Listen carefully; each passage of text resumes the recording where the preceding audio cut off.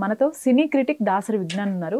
నమస్తే విజ్ఞాన్ గారు. నమస్తే అండి. దువ్వాడ శ్రీనివాస్ విషయంలో మాధురి, వాణి ఈ ముగ్గురు విషయంలో రోజుకొక ట్విస్ట్.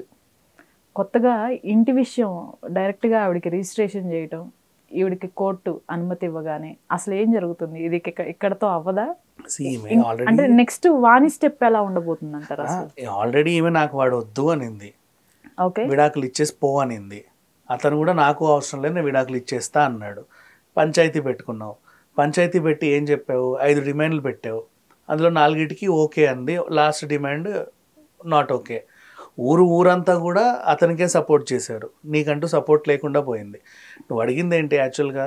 ఆ పర్లాకిమిడిలో ఉన్న గ్రానైట్ ఫ్యాక్టరీ ఏదైతే ఉందో నీకు సంబంధం లేదు అని చెప్పేసి రాసి నాకు నా కూతుర్లకే సంబంధం అని చెప్పన్నాడు. ఓకే అన్నాడు. అట్లా కాదు, దాని మీద 40 లక్షల అప్పు ఉంది, అది తీర్చి నాకు ఇవ్వు అనింది. సరే అన్నాడు. ఇప్పుడు జనాలకు తెలిసింది ఏంటంటే వీడు ఫ్యాక్టరీని కాగితాలు పెట్టి 40 లక్షలు అప్పు చేశాడు అని జనాలకు తెలిసింది. నెక్స్ట్ వెంకటేశ్వర కాలనీలో ఒక కొంపు ఉంది, అది కూడా నీకు ఎట్లాంటి సంబంధం లేదు, నాకు నా కూతుర్లకే చెందుద్ది, పైగా దాని మీద నువ్వు 15 లక్షలు అప్పు పెట్టావు, అది తీర్చి నాకు ఇచ్చేసే అనింది. మళ్ళీ జనాలకు ఏమర్థమైంది? ఇతను ఇల్లు కాగితాలు తాకట్టు పెట్టి 15 లక్షలు అప్పు చేశాడు అని. సో ఓవరాల్గా 55, ఇంకో 5 లక్షలు జేబులో ఉన్నాయేమో. ఏం చేశాడు ఈ 60 లక్షలు అంటే, చింతాడ పార్వతీశ్వరరావు ఒక ఫ్లాట్ ఉంది 1,20,00,000 అని చెబితే దానికి హాఫ్ అమౌంట్ ఇచ్చాడు. అంటే ₹1,00,00,000 కూడా తన పాకెట్లో లేని ఒక డీసెంట్ ఎమ్మెల్సీ అని ఊరిలో అర్థమైంది. అంటే హీఈస్ నాట్ కరప్టెడ్. ఇప్పుడు ఒక ఎమ్మెల్సీ పదవి, ఎమ్మెల్యే అంటే ₹1,00,00,000 పెద్ద విషయం కాదు వాడికి, ఎక్కడి నుంచన్నా దందా చేసి తీసేయచ్చు. కానీ వాడి దగ్గర లేవు పాపం ఒక ల్యాండ్ కొనడానికి. సొంత ప్రాపర్టీ తాకట్టు పెట్టి, అంటే ఎవరో ఇప్పుడు మనం బయట వ్యాపారస్తులు ఏం చేస్తారు, వాళ్ళకంటూ ఈ రాజకీయ నాయకులకు వచ్చే ఫ్రీ మనీ రావు కదా, ఏదో ఒకటి ఆస్తులు తాకట్టు పెట్టినట్టు పెట్టాడు.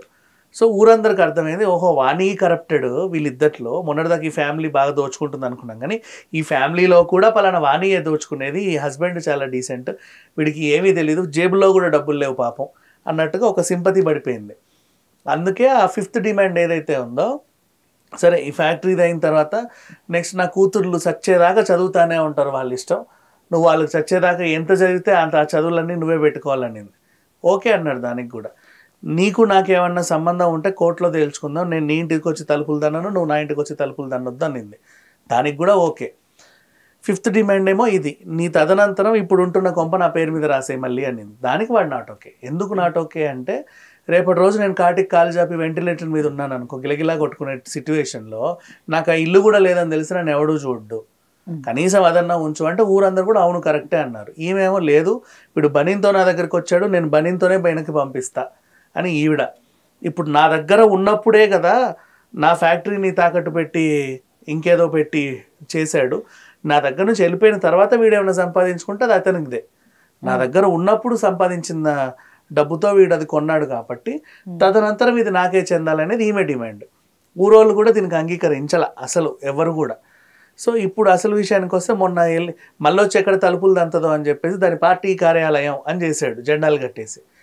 జెండాలు ఎప్పుడైతే కట్టాడో అది లాస్ట్ 3 వేసేలోపే పార్టీ సస్పెండ్ చేసింది ఈయనని. ఏం చేయాలో అర్థం కాల, మళ్ళీ అవన్నీ బీకేశాడు. ఓ ఇప్పుడు వచ్చి తలుపులు దంతదేమో అని మళ్ళీ టెన్షన్. ఈమె వెళ్తుంది మళ్ళీ, ఇల్లు నాది నాది నాది, నా కోర్టు కూడా అనుమతి ఇచ్చింది అన్నట్లుగా వెళ్తుంది. వెంటనే ఏం చేశాడు, ఇంటిని మాధురి పేరు మీద రిజిస్ట్రేషన్ చేయించాడు. ఎందుకు చేయించావంటే, అవును నేను 2 కోట్లు అప్పిచ్చాను, నా అప్పు నాకు తీర్చలేక ఇల్లు నాకు రాసిచ్చాడు, ఫేర్ కదా అనింది. సో ఇట్లా ఉంది పరిస్థితి. ఈమెమో అసలు ఆ ల్యాండ్ నా దగ్గర ఉన్నప్పుడు కొన్నాడు, నా డబ్బులతో కొన్నాడు, అవి నాకు తీర్చి తెచ్చి ఇవ్వాల్సిన బాధ్యత. అంటే సరే నీకు ఇచ్చేస్తాం 60 లక్షలు అంటాను, అట్లా కుదరదు, ఎప్పుడో నా ఆస్తి నా దగ్గర ఉన్నప్పుడు ఇది కొన్నాడు, పూర్తిగా నా దగ్గర నుంచి వెళ్ళిపోయిన తర్వాత కొత్తగా ఏమన్నా కొంటే నేను వాటిలో ఇంటర్ఫియర్ అవ్వను, కానీ ఇది నాకు కావాలని. ఆ ఓనర్ చింతాడ పార్వతీశ్వరరావు నాకు అసలు ఫుల్ అమౌంట్ కట్టకుండా మీరు ఎవడరా ఈ ఫ్లాట్ మీద చేసుకునేది అని చెప్పేసి ఆయన అంటున్నాడు. సో ఇది పరిస్థితి. ఇప్పుడు ఈవిడేమంటుందంటే, ఈ ఇల్లు నాది, మాధురి ఇల్లు నాది, నేను సీనుకి అద్దెకి ఇచ్చానంటుంది. వాడు అద్దెకుంటున్నాడు అంట, నేను సీనుకి, ఆయన పార్టీకి ఆఫీస్ పెట్టుకుంటాడో ఏం చేసి ఆయన ఇష్టం, నేను రెంట్కి ఇచ్చాను, ఓనర్ని నేను, ఇదిగో నా తాళాలు నా దగ్గర ఉంటాయని అంటుంటే వాణికేమో మండుతుంది. మధ్యలో వాణి ఏం చేసిందంటే, ఎప్పుడైతే ఊరంతా శ్రీనివాస్ వైపు వెళ్ళిపోయిందో ఆలోచించింది, అయ్యో ఇప్పుడు ఒకవేళ ఇండిపెండెంట్గా గెలిస్తే ఆడే గెలుస్తాడు, నేను గెలవను, ఊరంతా ఆయన వైపు ఉంది, ఇప్పుడు నేను ఒంటరిదాన్ని అయిపోయినా, ఉన్న ఆస్తి ఓకే ఒంటరి అయిపోయినా, నెక్స్ట్ వచ్చే దాఖలాలు ఏం లేవు, మళ్ళీ కాంప్రమైజ్ అయ్యి నా మొగుడు నాకు కావాలి, పర్లేదు మాదిరి ఉన్నా సరే అందరం కలిసి ఉందాందా, ఒక ఇంట్లోనే ఉందా, నాకేం ఆబ్జెక్షన్ లేదు అనింది. ఆమె ఏమనిందంటే 2 కోట్లు ఇచ్చి నీ మొగుడిని నువ్వు పట్టుకోపు అనింది. చాలా సింపుల్గా చెప్పేసింది. నిజంగా అంటే ఏదో అనింది ఆవేశంలో, నిజంగా 2 కోట్లు తెస్తే ఇవ్వాలిగా, ఈయనెందుకు వెళ్తాడు ఫస్ట్ ఆఫ్ ఆల్, అంటే ఆమె 2 కోట్లు ఇస్తే ఇటు, ఈయన 2 కోట్లు ఇస్తే అటు, ఇట్లా జరిగింది. అండ్ ఇప్పుడు మళ్ళీ శ్రీనివాస్ పోయింది, దువాడ శ్రీనివాస్ పోయింది, శ్రీనివాస్ గారు కూడా పోయింది, శ్రీను అయిపోయింది ఇప్పుడు. శ్రీను కూడా కాదు, కొత్త పేరు ఏదో వచ్చిందండి బయటికి, రాజునా, రాజా, రాజు ముద్దుగా పిలుచుకుంటున్నారు కానీ గారులు పోయాయి, మర్యాదలు పోయేది అనమాట. ఇప్పుడు ఇంకా మరీ దగ్గర అయిపోయారు ఇద్దరు. సో ఊరు కూడా వీళ్ళని ఏం అనట్లా, ఎందుకంటే వాడినే తిడుతున్నారు, నీ అంతటా నువ్వే కదా ఆమెను తీసుకొచ్చావు, ఆమె మానానే ఎక్కడో ఆమె డ్యాన్స్ క్లాసులు చెప్పుకుంటూ తిరుగుతుంది, ఏదో ముగ్గుల పోటీలను అదని ఇదని ఆడోళ్ళకి పెడుతుంటే ఆడోళ్ళందరూ వాళ్ళు కలిసి కిట్టి పార్టీలు చేసుకుంటూ సంతోషంగా ఉన్నారు.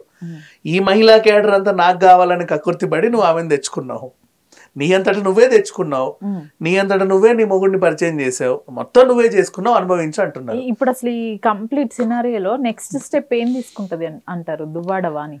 వాణి ఆల్రెడీ మొన్న పెట్టిన పంచాయతీ పర్ఫెక్ట్, అక్కడికే కట్టుబడి ఉండమను. ఆ 4 steps అడిగింది, 4 steps ఓకే అన్నాడు. ఈ ఇంటికి సంబంధించి నువ్వు అడగడానికి లేదు. కానీ ఈమె ఎట్లా అంటే ఇప్పటికే 30 కోట్లు ఇచ్చేసాడు మొత్తం, ఆ 2 కోట్ల హౌస్ కూడా కావాలంటుంది. అసలు వదలట్లా. ఈమెకి ఏంటంటే నువ్వు బనీన్తో నా దగ్గరికి వచ్చావు, నేనే నిన్ను ఇంతగా చేశా, నువ్వు మళ్ళీ అదే బనీన్తో రోడ్డు మీద పడాలి అనేది ఈమె ఇంటెన్షన్. ఊరోళ్ళు కూడా దానికి అంగీకరించడం. రోజు రోజు ఈ డిమాండ్స్ వల్ల ఈమెనే డ్యామేజ్ అవుతుంది. ఆమె ఇప్పటికైనా రియలైజ్ అయితే ఓకే. మొన్న రియలైజ్ అయ్యి నా మొగుడు నాకు కావాలి, మాదిరి కూడా మా ఇంట్లోనే ఉండమని అనింది. ఇప్పుడేమో మళ్ళీ ఇలా అంటారు, రోజుకు ఒక రకంగా మాట్లాడుతుంది. అంతే ఈమె కాదు ఆలోచన, కూతుర్లు కూడా ఉంటారు కదా, వీళ్ళు ముగ్గురు కలిసి ఒక ప్లాన్ వేసుకొని ఇలా చేద్దాం అలా చేద్దాం అని ఏదో ఇంప్లిమెంట్ చేస్తున్నారు. బట్ అన్ని ఫెయిల్ అవుతున్నాయి ఇంప్లిమెంటేషన్లో. Okay, thank you.